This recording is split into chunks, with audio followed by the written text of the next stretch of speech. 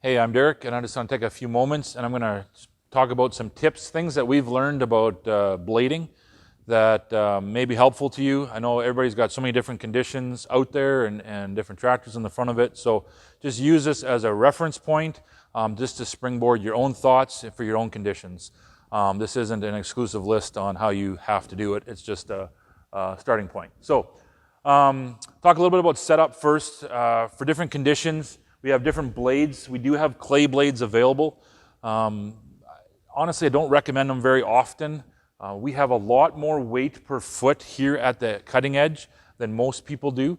And because of that, we don't have trouble digging in. Often your tractor is going to be your weak point, or as far as productivity is concerned, traction, stuff like that. So the clay blades are for extremely hard pan, really hard soils, like on the extreme side. Then I would recommend it, but your field finish isn't as nice. This is a much better field finish, and probably 80 to 90% of the blades will get this kind of a cutting edge on it. Okay, let's say you have GPS. If you have GPS, there's a mount that's available. It's not shown on this one, but it bolts into here. It sits right above your cutting edge, so you can put your bubble on there. There's lots of different software available with ditching software.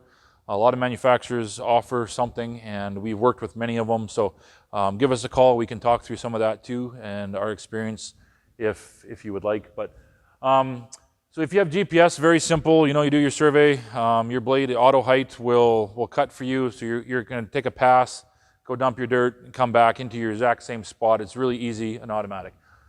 I'm going to talk a little bit. Let's say you don't have this GPS and you have very shallow grade. So you have shallow grade, you don't have a lot of room for error. And what you want to do in cases like that, I found works very well, is to actually just dig a ditch with one corner.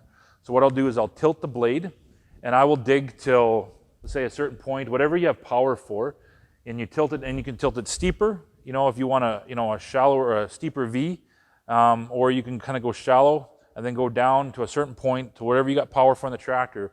And then go from your low spot, or from where your drain is to your low spot, whatever you're trying to do, and have enough power to go the whole time. The dirt will kind of pile up into here and just kind of distribute out this side, because this side's up off the ground. And that way you get a nice even bottom. It's really hard, scrapers, blades, whatever, if you don't have GPS and you got a very shallow drain, to come in, fill up, and then once you kind of lift up to go dump your dirt and to come back in that same spot and get that ditch bottom, not make it too deep where you first connect, or getting too shallow and leaving a hump there. So it works really well to set that reference point, especially if you've got a shallow way to go. You just kind of put that corner down and you just go, and it just keeps filling up. And then you come back the other side, and so now you've got basically, you've cut your first pass like this, and your dirt has been kind of dumped over here. If this is your ground level, come back on the second pass and dump your dirt. It's back over here, and now you have a ditch bottom. Now a lot of times what's really nice is an 18-foot wide ditch bottom. The reason why I say 18 feet wide is because most sprayer wheelbases are 15 feet. When you have an 18-foot wide ditch bottom, before this angles up, is that your sprayer can come down. You can get all four wheels on the level at some point, giving your booms time to react. And also really nice for flex headers, for guys who are doing pulses or flexing. It gives a nice flat spot for headers and stuff like that. So, and as far as the steepness here, this is where I would use that indicator up there.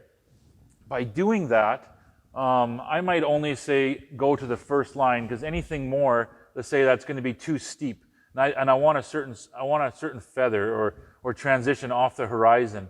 By doing that, learning where on that indicator you like to have your spot, that's where we use that indicator, so you learn to feather this out based on what you desire there, or your conditions. But if you have a spot, let's say you start like this, and now you're going to come in and make it wider. By having this point here, you have one spot in the middle of your trench where at some point you're going to find that bottom.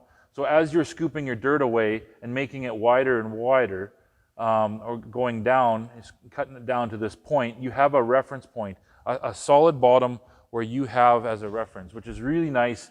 You don't get those inconsistent humps and stuff like that. So that's something I really recommend, and it works really well in a lot of cases. As far as speed is concerned, If you go too slow, you're going to run out of traction on your tractor. If you go too fast, you're going to power out. But the faster you can go, the nicer the pile you will make of your dirt. It's just got some speed and momentum to fill this thing up right away. So a lot of blades, though, they're angled. The blades are angled forward quite a bit. And when you start digging at higher speeds, it starts sucking itself in and starts hopping. Ours is very vertical. And by doing that, we don't get that hop. So you are able to travel at a higher speed than you would with most blades and not get this blade jumping around and hopping on you. So I'm going to say probably most conditions, you're looking at 3 to 4 mile an hour is probably a good spot to start with. And then you're going to have to tweak that for your conditions based on how heavy your soils are and how fast you want to travel. When you're leaving your dirt, let's say you've got this is your field, and you have a drain that runs like this, and you're trying to widen it out, and you got all this dirt that you're doing, and normally you would work the field back and forth like this. When you're digging and leaving dirt, I would always recommend trying to dump the dirt back the same direction that you're going to travel. And the other thing that I do is I would try to leave it a whole bunch of passes together. So you're not like one here and one here and one here. Try to group it when you're driving so that you can kind of get them all side by side. And that way you're going to elevate it a little bit, but you're not like elevating it here and there. And so when you come along later with flex headers or sprayers, it's not near as rough if you can drop it the same direction you're traveling. So you'd feather it out like this. You know, as you come through, you're passing, you're leaving this out, you're dumping the dirt like that and making a nice flat bed. So once you're up on there, then it's smooth and it's very simple. But when you're leaving dirt, another thing too is this indicator is awesome from the standpoint of you know exactly how much you're leaving. So if you just want to leave a couple inches, you know, you can do that and really feather it out, because when this thing is heaped up with dirt, you can't always tell how much you're leaving behind until you've got quite a bit already left. But by looking at that indicator to know how much you've lifted up past your 0 point, you'll figure out, you know, how much you can get away with and how far you can feather this out.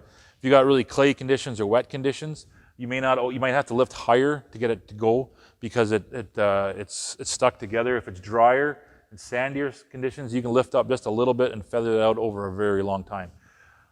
If you're leveling two fence line ridges, again, always try to do it in the direction you're going to travel. It just makes it so much smoother for the next guys coming through later, and way less to bounce through. So those are just some things that we've learned. Hope that was helpful, and give us a call with more questions.